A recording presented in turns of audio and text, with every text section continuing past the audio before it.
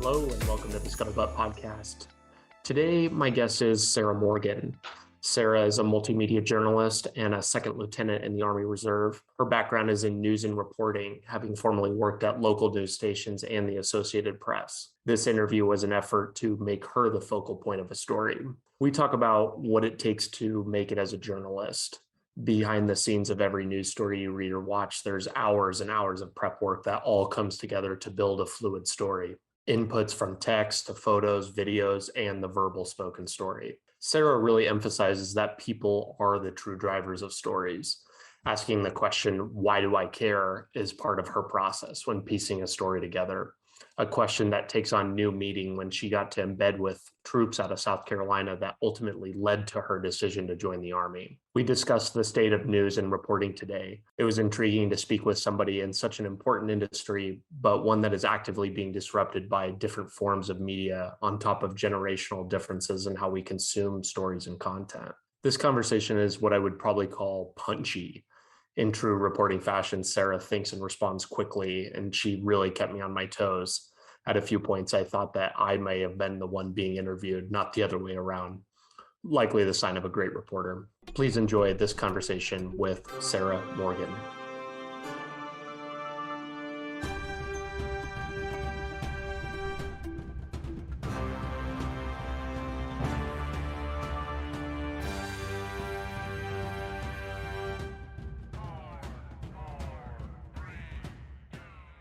Sarah, I would love for you to start out this conversation with telling me and the listeners what is maybe the most memorable event, good or bad, that you've ever covered or been a part of. Absolutely. Over a decade in the business, it's almost impossible to pinpoint just one. There are countless stories that I've been privileged to cover in the US and even around the world. Most recently, though, probably the most memorable for me was coming home right after basic training. The Associated Press sent me to the southern border, and we all remember that viral photo that came out in the fall of the incident between Border Patrol and a Haitian migrant. And I was waist deep in the Rio Grande, about 20 feet from that when it happened. And when it occurred, it was so quick that it almost didn't register. And it wasn't until going through that footage afterward that you realize, what you just witnessed. But that was kind of one of those moments where I was on the shore on the Mexican side of the border, and there was one photographer, two photographers that started jumping in the water, and I was like, heck, I'm getting in too. So you put your camera over your head, you pull up your pants a little bit, and you just wade on in. part of the job. I've always been interested or to talk to not really your neck of the woods, but people who storm chase. They're deep in these weird rivers and I kind of love doing flooding that. settings. Yes. Really. And when I started out, I was working in Texas at the end of Tornado Alley, and I loved doing that. It kind of makes sense when you know my path, but I'm a little bit of an adrenaline junkie. That seems to be consistent with your story that I know of so far. A little bit. What is going through your head when you're trying to put together and put on a story? Like you said, you kind of didn't really maybe know what was happening in that particular moment.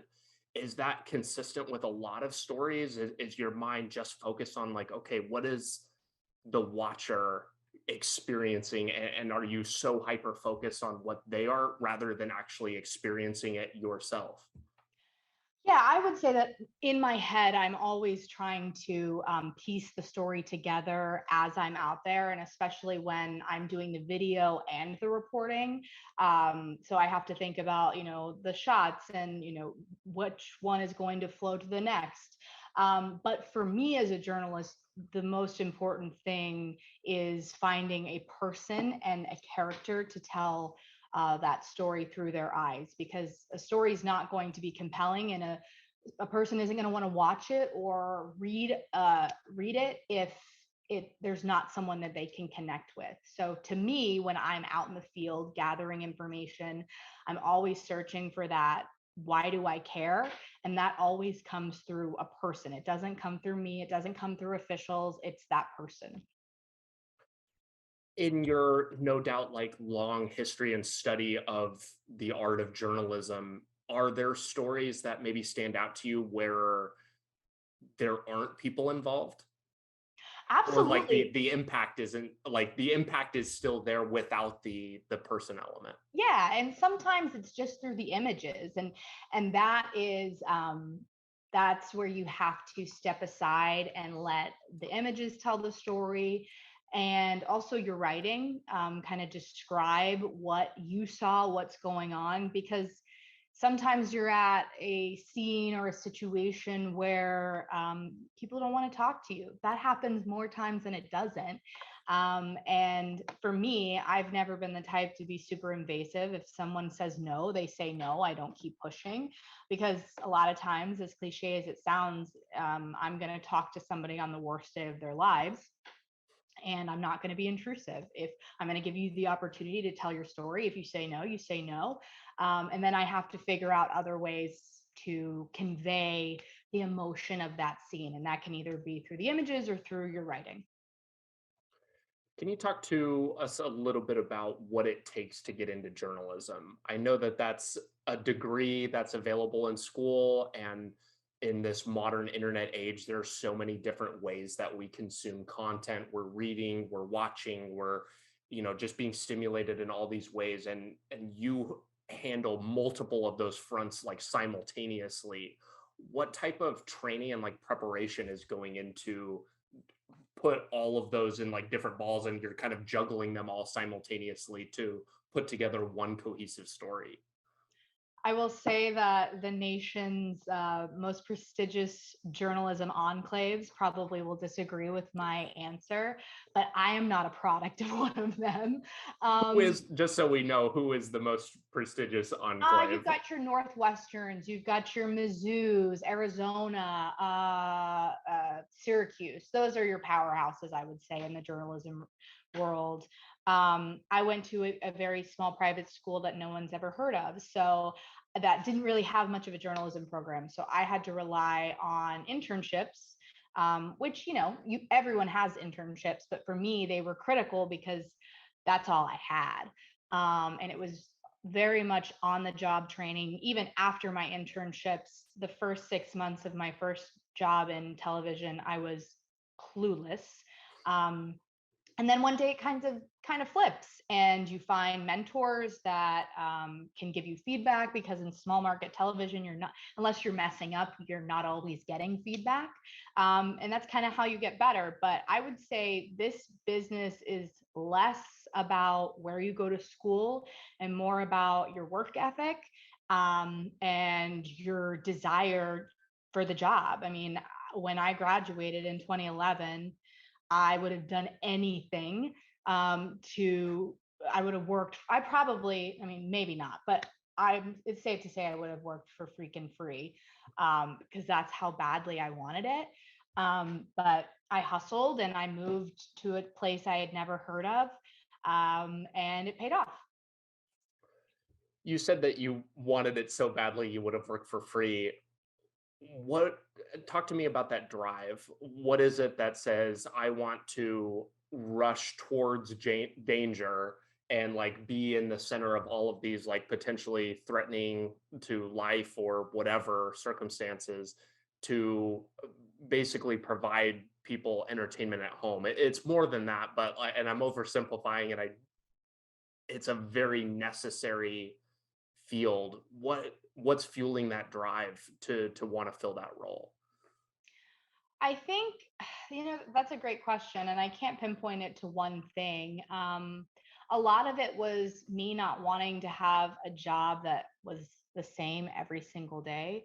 But another part of it was just wanting to be that conduit, that um, voice for it. It sounds so cliche because we journalists use it all the time, but when I started out, and still it's true, like I wanted to be the voice for the people who nobody listens to, and especially in local news. And I have specific examples. Even last week, that is the case. I mean, you put a story on local news, a problem that nobody cares about, I did a story last week on a man who has become a good friend of mine, who is sleeping in a crawl space for 3 months because of some huge affordable housing issues in the city of Charlotte, and now he's getting an apartment.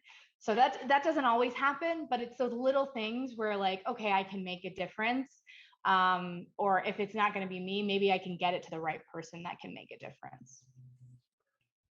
As the reporter or the person who's bringing the stories, how much selection do you have and power slash authority over what is covered? That's a great question. Saying things like, I want to be reporting on stories that like nobody cares about implies that you have some kind of discretion over what is seen and watched. Absolutely. That hasn't always been the case, though.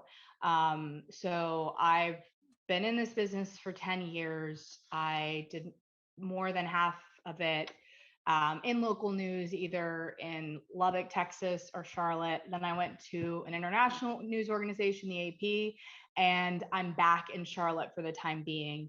So because I'm back, I have a little bit more say. I've proven myself a little bit more so that they trust when I say, hey, this is going to make a good story. They trust me. But that takes time in a newsroom. You have to prove yourself with that.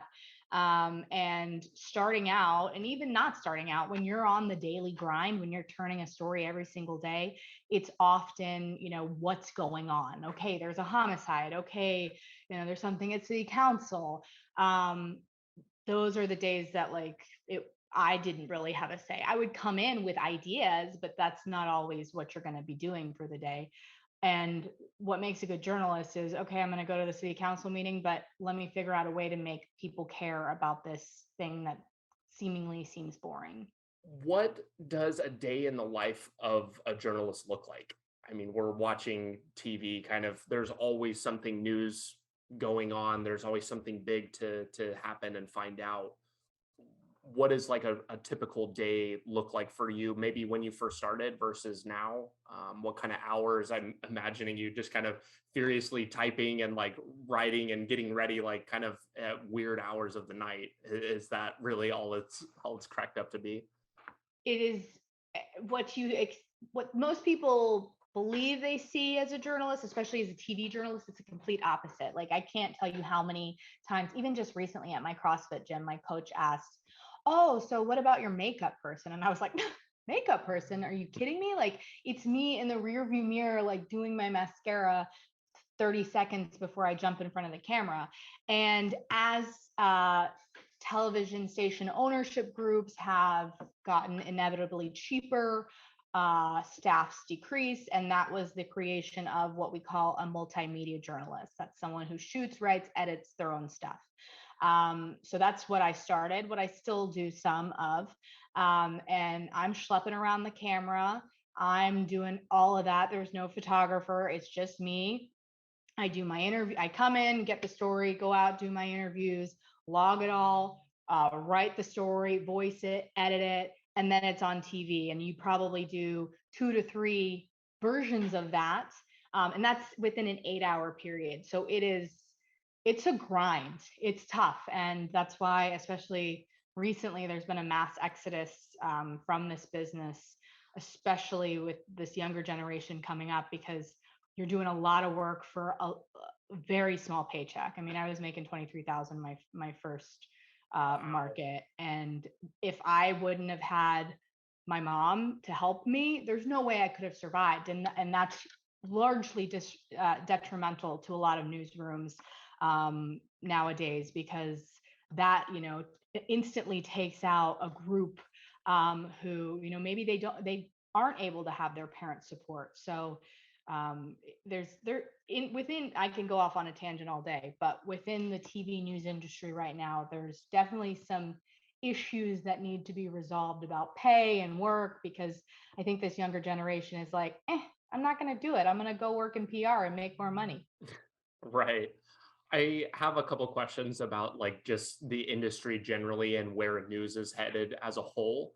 But from like early beginning starting out, what is like what is making it in journalism? Is it making it to like Good Morning America, like you're covering the news in Times Square or whatever. Like, is that what the pinnacle of reporting is? Or I'm sure that it's different for everybody, but I'm sure that there's some kind of prize up at the top that's lusted after.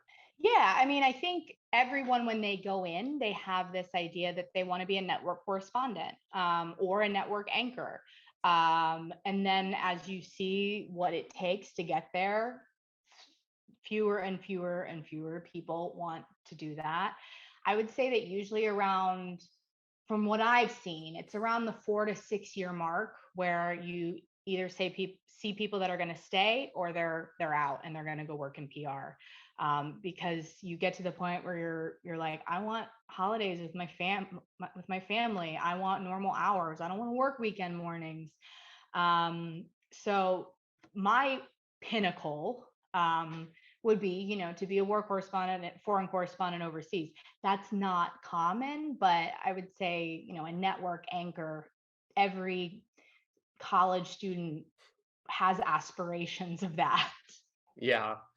Is PR, is that kind of like an adjacent field to this? And like what are the differences there, and what are like the parallels or similarities? Yeah, it's just a natural segue, because you know how to write, you know how to present a message, um, albeit, the truth or something that is handed out from a company or a different agency. But I would say 8, 9 times out of 10, any friend, and there have been dozens and dozens that I can name right now off the top of my head, that's gotten out of the business in the last 5 years. They just either work for a hospital system or for a police department. Yeah, and because you know how to tell a story, so it makes sense. But it's just, some of them they're tough to lose because you're like, dang, you were really good and we needed you on our side. Right. Does it feel like losing them kind of to the enemy, or is it something that you can kind of I cheer can't them say on the for? enemy, no, but because I'm putting words in your mouth here. there are a lot of really good PR people, public affairs officers, public information officers, but it's our job. What we do is we ask questions of them and hold them accountable, especially when it comes to, police departments, local agencies. So yeah, sometimes it does sting a little bit when you see a really great journalist go be a PIO for, the city, and you got to throw some hard questions at them. Yeah. You were talking about declining viewers, or like this newer generation of people maybe being less concerned about news. What's that about? What is it? People just don't care? Is it really a generational thing? Is it differences in consumption patterns and where we want to view news? I think it's all of those. It's funny, like people my age and younger, when I, go out and, out and about, meet new people, like I don't ever, especially when I was in local before, and now, like, I don't ever assume that they saw me on television, because I'm like, you're not watching me. Like, unless you're over 45, you're probably not watching local news. That's almost guaranteed. I can think of very few of my friends that consume it. And if it comes across their phone, I share a lot of my stories on Instagram stories or on Twitter. That's different. But you're not waiting for the 6 o'clock news to turn on. But it's also with young journalists coming up. That generation, I think, has kind of put their foot down. And as me, I would have done anything. I probably would have taken even less than 23,000, which is so sad, and just shows that I was very lucky and not everybody could have done that. And I'm fully aware of that. This younger group is like, no way, like, you're going to pay me what I'm worth, or I'm going to go somewhere else. And good on them for doing that. We will be sure to make sure that your boss doesn't hear this, just in case they want to give you a pay cut after that. Well, I will say that now I'm in a local newsroom again, but things are very different, and I'm very grateful. It's funny that you bring that up, and I guess I don't really pay much attention to like local news. Like you said, I might fall into that demographic, but I do pay much closer attention to writing, like on the writing end. And it's interesting even just to see how we have like these famous New York Times writers Mhm. that are going to like write independently on like Substack, or they have a newsletter somewhere else on Twitter Review, or any of these other platforms, and it's such a different take on news and just anything when it's like this is solely this person. How do you view that? Is that am I kind of like uh, following along the lines of what you're thinking? Absolutely. Yeah, I mean, the white book behind me is right there. Is my husband wrote that book off of one of the stories. He's an investigative reporter, off of one of the stories that he reported extensively, and it ended up being a book. So yeah, there are different outlets, and it is interesting, especially on the national level. You see these writers who usually it was just the TV people, but now it is print journalists that really have this sense of celebrity. It happened largely through the Trump White House, where you saw these standout reporters. But hey, if they're doing good work, I think it's great. I mean, if they're uncovering truth, asking the hard questions, however you can reach the masses, go for it. We don't have to get too political here or whatever, but and this kind of falls into something that you alluded to a few minutes ago. You said something about people reporting on I could hear like the quotes, the truth being handed out. Do you think that changes in how and what news stations, both local, national, whatever, want to present things is stimulating the rise of independent writers, independent journalists, everybody else in that space? Yeah, I think it's easy to, as someone there's a lot of people that are outside the media space that can look at the industry as a whole and criticize.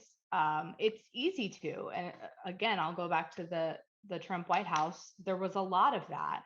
And some of it was deserved, of course, for our industry.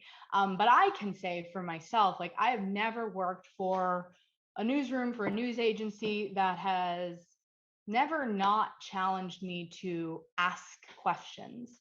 But you have to remember that it's easy to become, sometimes you get to know a PIO. You trust what they say. Okay, well, we're going to trust that as fact. But then you always have to check yourself. Um, because it is our job to, just because they say this happened. I mean, Uvalde is a perfect example of that. What was said last week by Texas DPS has a week later been proven untrue. And at that point, we would have never thought that they would come out and not say the truth. And of course, we don't know if the details were sketchy at that point, even to them. But still, that's a perfect example of why it is so important for us to continue to ask those questions, no matter who the agency, whether it's your local small town police or all the way up to the White House. I'd imagine being like, especially like a new reporter in some setting, it could be like a major personal conflict of interest when you're being asked to report or maybe say something that you don't align with, maybe personally. Have you ever found yourself in that position? Well, I would say, so for you to say that, maybe me saying something that I don't align with would maybe imply that I wasn't saying the facts, that I would be more of like an opinion piece. And there's the problem. If I'm ever reporting opinion as fact, I shouldn't be doing that anyways. But yeah, are there groups that I've had to report on and share their stories that I don't agree with? Of course, all the time. But it is my job to go in there and to be as unbiased, middle of the road, not as I can be, but just period, full stop. Um, it's my husband always says it's the best compliment he can get when he's criticized by Republicans and criticized by Democrats. And they, one accuses him of being a Republican hack, the other accuses him of being a Democratic hack. Great. I'm pissing everybody off. That means I'm doing my job. That means you're falling right in the middle where you want to be. Exactly.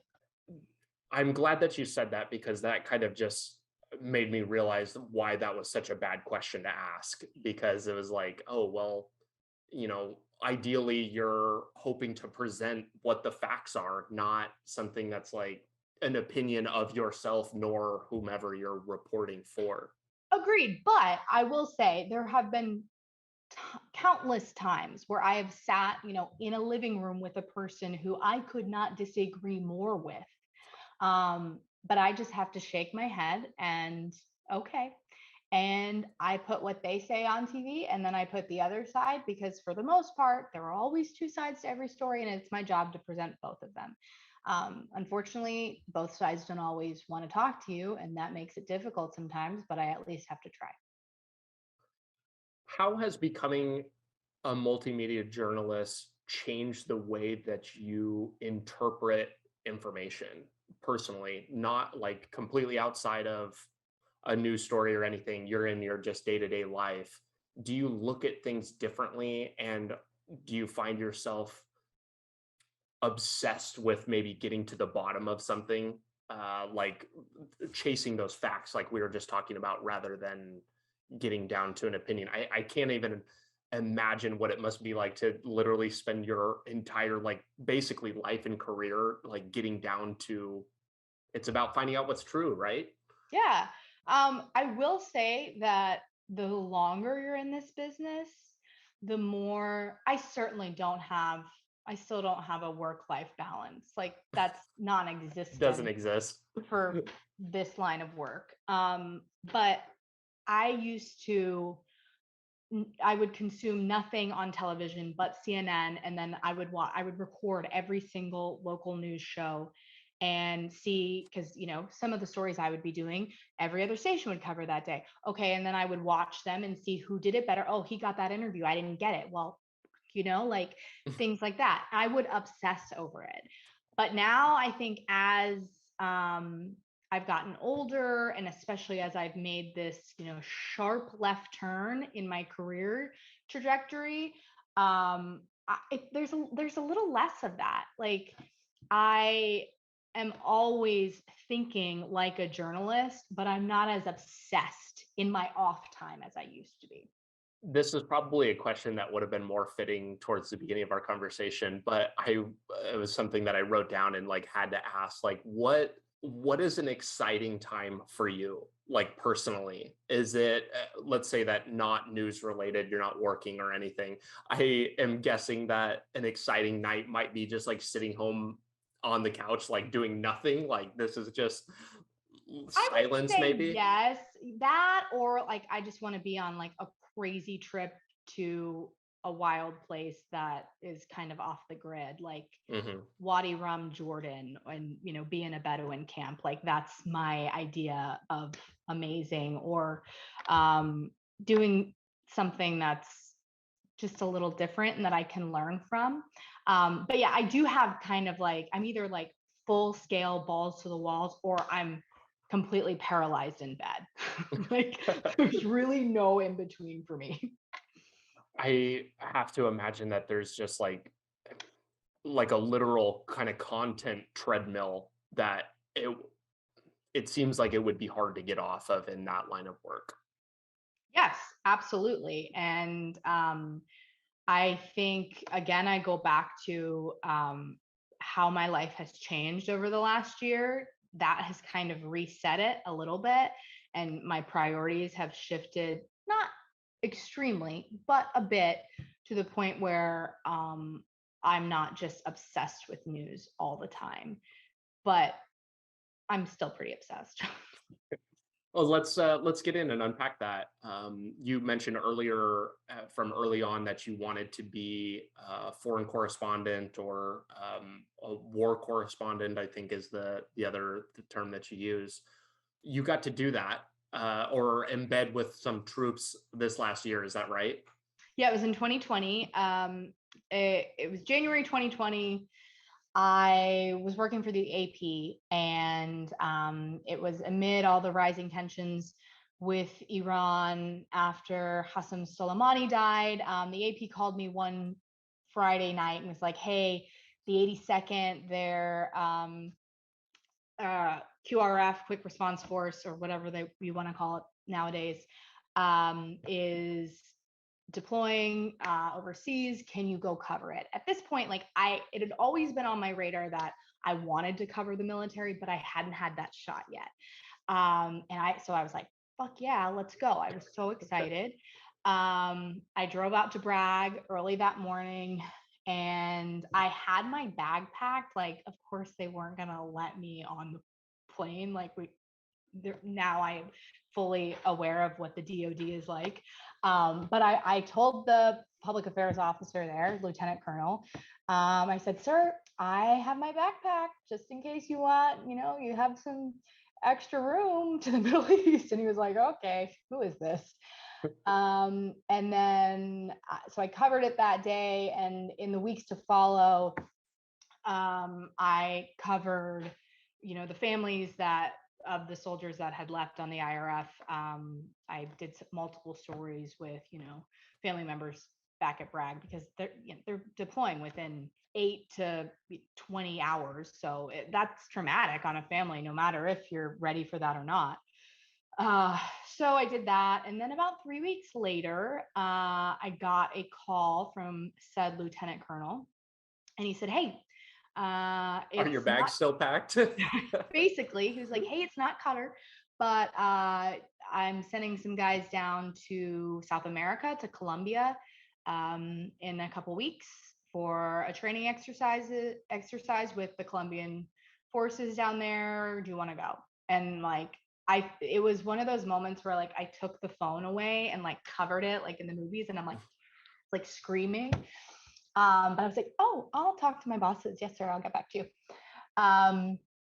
But so to make a very long story short, I spent about 10 days, maybe it was a little less than that, with the 82nd, in about 100 of them down in South America. And the rest is history.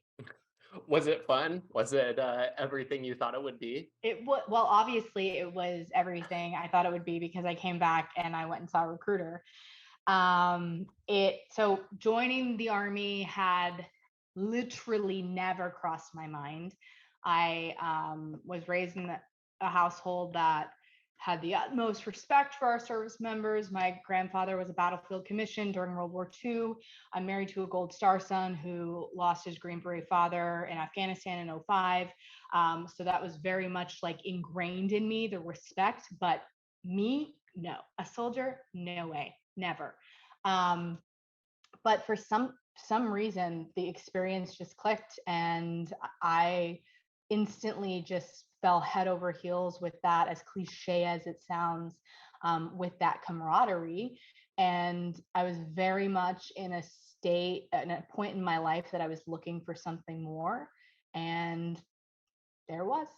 I want to kind of quote an interview that you had, I think, with your agency there in Charlotte. You said, and I'm going to kind of roughly do this here, but you said, "I'm at a point in my life where I have to do something drastic. It gives me greater purpose and greater meaning, or I keep living in this state of mediocrity." That is like a really, really heavy sentence. Can you kind of unpack that and talk about where that was coming from? Yeah, I mean, it was right in the midst of COVID. I was, I think I had expected so I left my local news job. I went to the AP. I went to the largest international news organization, one of the most respected. And I thought, okay, this is it. Like, this is what I've been working toward. And it didn't answer my questions. I was very much in a rut.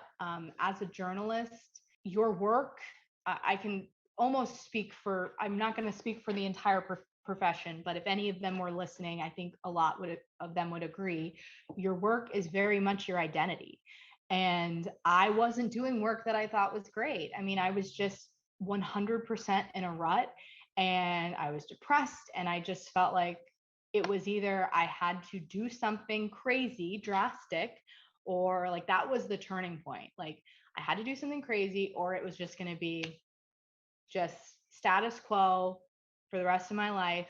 And then looking back at it with regret. And that was what I think I was most scared of.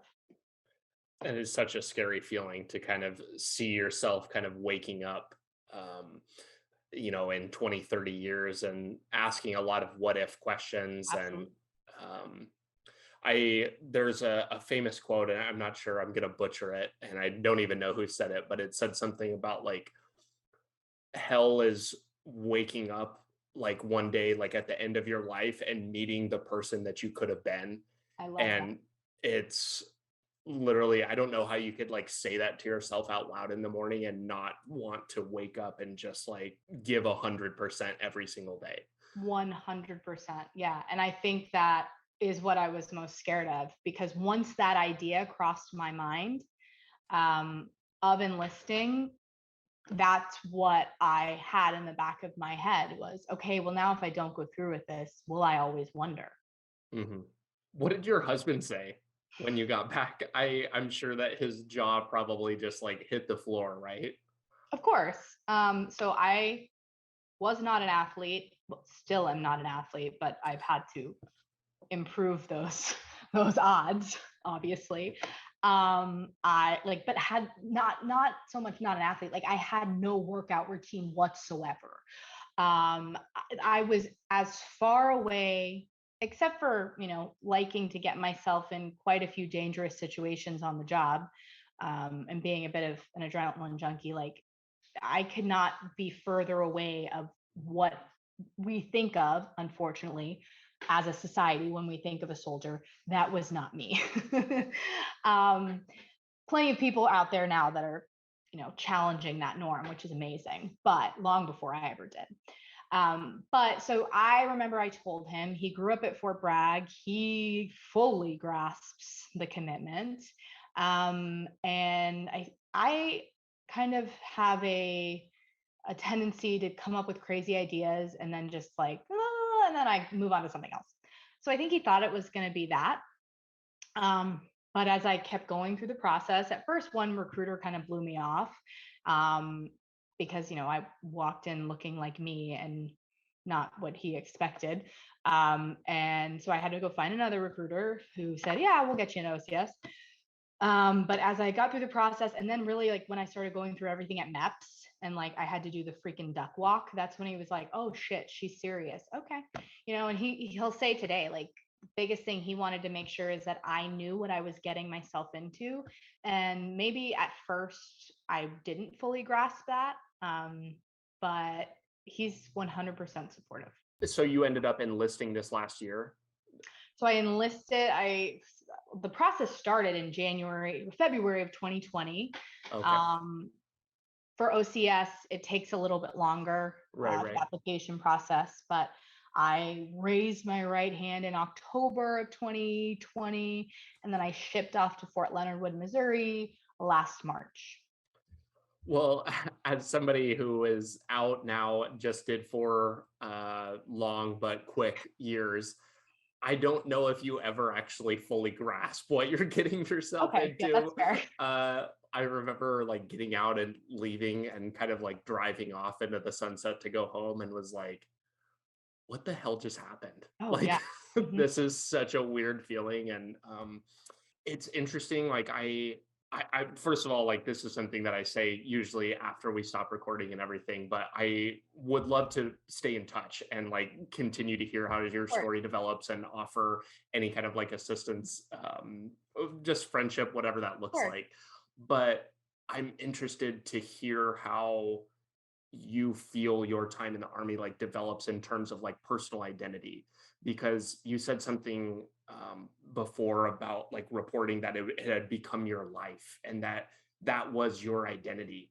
And that's something that you hear people in the Mhm. military talk about a lot, Mm-hmm. especially like getting out and kind of struggling with that kind of crisis.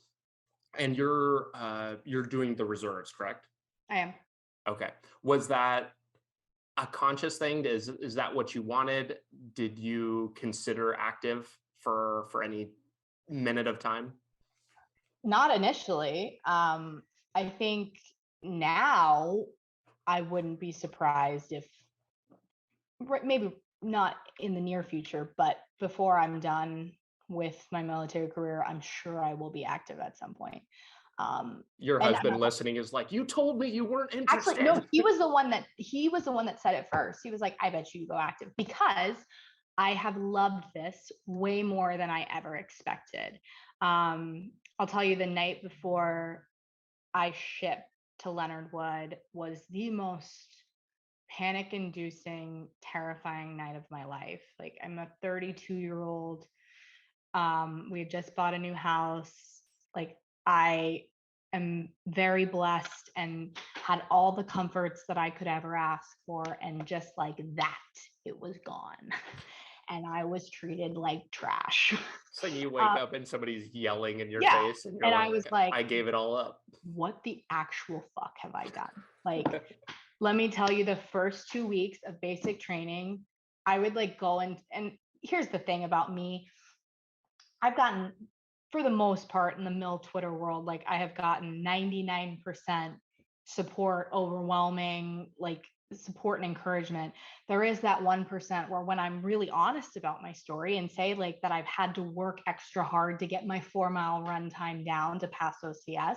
And when I, talk about how the first 2 weeks of basic training were hell on earth, and how I like went to the bathroom stall and like cried silently. Like, I'm not going to lie about that. Like, I could very well get on social media and act like it was easy. But for me, is it a lot easier for a lot of people? Sure. But for me, it was the biggest wake up call, left turn that you could ever ask for. And it completely upended everything about my life. So yeah, are people tougher than me? Blah, blah, blah, whatever. I am sharing my truth, and that this process, albeit the basic training of nowadays, is a lot easier than the basic training of vet bros days. I know it. Um, but like, it stretched me. And because of that, I'm 110% a different human being than I was a year ago, in the best way. And I've said it too many times to count, but joining the Army has been hands down the best decision I've ever made. It's such like a personally inspiring feeling to yourself. And I think that probably the close people to you could probably attest to that same change. But like when you like feel yourself actively changing, Mhm. sometimes there's like weird periods of times where you like look back and you're like, oh, I'm like a little bit different. But certainly like that first 6 months, and even like as your time progresses, like it is a drastic change, physically, Yep. mentally, in Yep. all the ways that you can think of. And it's uncomfortable. Like, let me tell you, it probably would have been a lot easier for me to have stayed the course, and I would have just, continued to progress in journalism, whatever. But I would have been bored as hell. Now, did the Army answer all of life's questions for me? Absolutely not. In fact, now I'm like even more confused about what I want to do and where I want to go, but in the best way possible.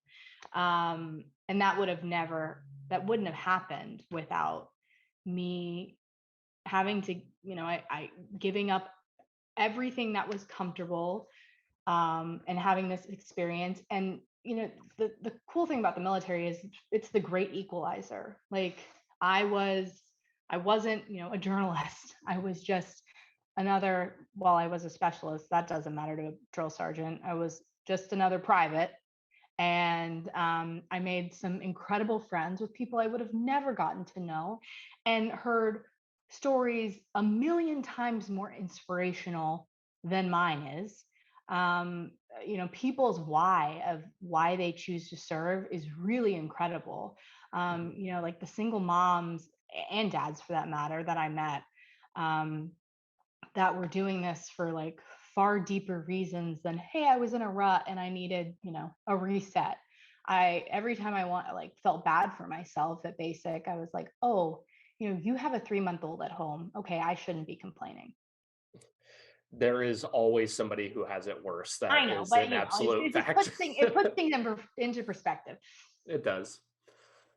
I think that what you just highlighted there really points to the power of the personal story, which you've been talking about, because everything is everything needs context, everything needs a backstory.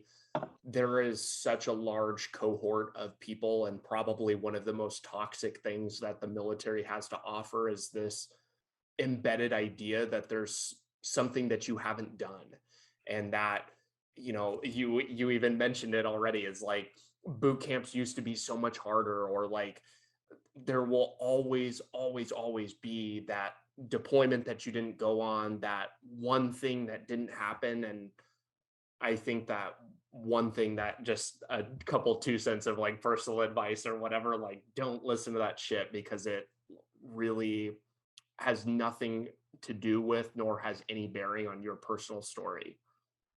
I appreciate that. Yeah. And that, that is something that's a constant in OCS, especially.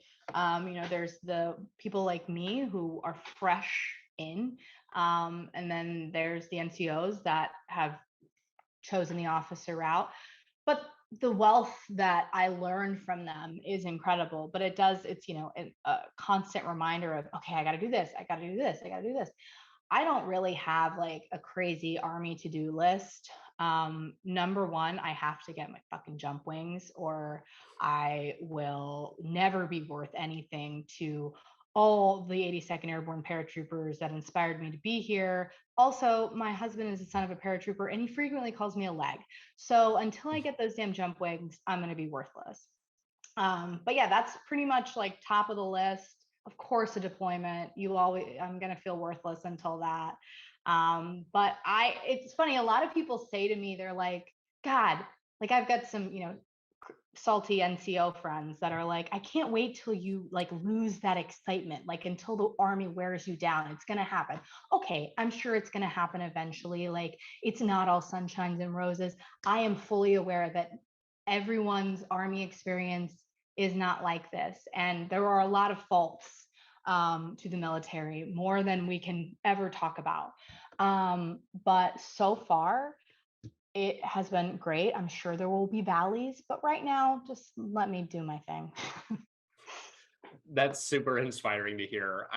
The military is not short on people like that are looking to steal the happiness, and just like we used to call it the light in somebody's eye. Like you can tell the day that they lose what you're talking about, and there's just kind of this little glimmer that kind of I will say that my current commander, he calls me a golden retriever and he says, I don't think you are ever going to lose that and you shouldn't. So I'm hoping I will keep on being that annoying, excited golden retriever butter bar. I hope so too. We were talking before we started recording about the differences and or similarities between journalism and the military. What has stood out to you so far? I would say one of the biggest similarities is just accuracy. You know, that's what you learn day one in both careers. Like you do it right the first time. If you don't, you stay until you do it right. It's I've seen these conversations with vets that get out and are amazed in the civilian world that at 5 o'clock, when your shift is over, people just go home even when the job isn't done, because that's not how it works in the military. But it's very similar in journalism. Like you don't go home until the job is done. So I think that work ethic is very similar. Although I will say, like, I thought journalists work insane hours. Like the concept of a 24-hour CQ shift would just blow most people's minds, even journalists. But always, I, I can't pin it down to why so many veterans, soldiers, sailors, Marines, whatever, are so like in tune with their curiosity or current events. They're kept up on. They're readers. They're always looking for what's going on. But that's why I think so many veterans make great journalists, because it's an easy segue. And I don't know why that is, but there are a lot of great examples of that. And one of my good friends, AP reporter Jim Laporta, former Marine, excuse me, don't say former Marine Jim Laporta, he is a perfect example of that. Once a Marine, always a Marine, right? Hey, I made that mistake in a news story. Like in my first job, I said former Marine and I got 57 emails. So I'll never make that mistake again. He's still a Marine. Ah. That's so funny. Is there anything that you have learned in this year or so that you've been in that you think has made you a better reporter? I think that's a great question. And 100%. Well, on the surface, like nothing stresses me out anymore. Like I just think back again, I go true. back to shipping off to basic training at 32 and I'm like, oh, okay, I did that. My job is not going to stress me out. But also just like the connections, the deep relationships and connections that I formed at basic and OCS. And listen, I don't want people to listen to this and be like, oh, she's only been to basic and OCS. I am well aware. I know what I don't know, and I know I have plenty to learn. But so far, what I've learned, those connections have just made me, like, I think, listen deeper, and want much more than what's on the surface of somebody.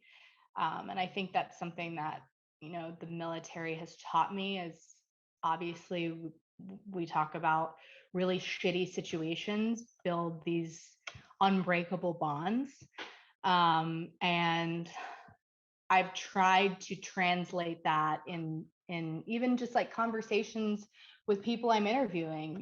You know certain questions to ask, and like, okay, there's maybe something more there. And I definitely think those are skills that I've learned in my just year in the Army. Since I've started this podcast, I've had the pleasure of having several great writers on, and we were just talking about why veterans maybe make great writers or journalists. A particular interview stands out, and one of the guys, he said that in the military, you make the perfect writer because ultimately, at the end of the day, you become a people person. You're thrust into abnormal environments surrounded by people you don't know that have different values and different ideas about the way that the world works. And they give you this problem and you need to figure it out. And there's no option to not figure it out. And that forces this type of cohesion with other people that is very difficult to replicate in any other circumstance. And that is that, those weird trying circumstances that you're just talking about. It's very, very difficult to replicate outside the service. Absolutely. And in saying that, like, coming home from training was a lot harder than I thought it was going to be. I thought that I would just bounce back into normal life, but it wasn't like that at all. In fact, like, there were some rough days when I got home, because you build these just unbreakable friendships to the point, I still talk to these people every single day. One day you're there and one day they're not. So that was a tough adjustment. And also, like, the people around you just expecting you to be the same person, and you can't be the same person after going through something like that. So yeah. What advice would you give to an aspiring reporter, journalist, anybody in that space? My best advice is just go for it. I mean, find somebody that you want to emulate. and just consume their work nonstop. I mean, that's what I did. And then be shameless about reaching out to them. One of my, if not my greatest mentor in this business is Gary Tuckman at CNN. And he is my mentor because we were covering the Charleston church shooting and we were at a memorial event. His live shot was right next to mine. I walked up and I was like, "Hi, really sorry to bother you. I'm a huge fan of your work and I would love feedback, good, bad, whatever." And I started reaching out to him. He started watching my stuff, and the rest is history. And he even wrote me at basic training. I mean, this is a CNN correspondent who for years has been a constant because I reached out. Starting out in college, whether you're in your first newsroom, you're not going to get that feedback. And because of that, you're not going to get any better and you're going to get stuck. So the only way to prevent getting stuck is to find people you want to be, or at least want to emulate, and just reach out, be shameless. I mean, my husband always says that, like, he's like, I wish I could be more shameless because he doesn't really have any like crazy mentors like I do, because I don't care. I'll just ask them, whatever. Mm-hmm. What are they going to say? No, who cares? You got to do something drastic. Hey, like and I'm big on that, right? You are, as we found out. And I'm happy to attest to the fact that you practice what you preach, because you accepted this as a cold message on Twitter. So thank you It could so have been much a for that. disaster, but it wasn't. So hopefully, as I always say after I do anything like this, I hope I didn't say anything that would get me in trouble. So God, Hopefully. myself. You can't get in trouble on this podcast. You Nobody's never really know. pushed that boundary yet. So Sarah, this has been absolutely fantastic. I would love to point people to find you on whatever platform that you'd like to be found on. Where can people go to find you if they want to reach out? My biggest outlet, definitely the Twitterverse, Storyteller SBM, and then on Instagram, I don't really have a following there, but I don't really care. It's just opposite because I couldn't get it, so it's SBM Storyteller. But I love sharing like my video work on Instagram. Last night I shared a story with a Gold Star family that I shot yesterday for Memorial Day. So if it's another outlet that you can get people's stories out there, I'm all about it. Awesome. Thank you so much for your time, Sarah. I really appreciate it. Thank you for having me. Thanks so much for tuning in today.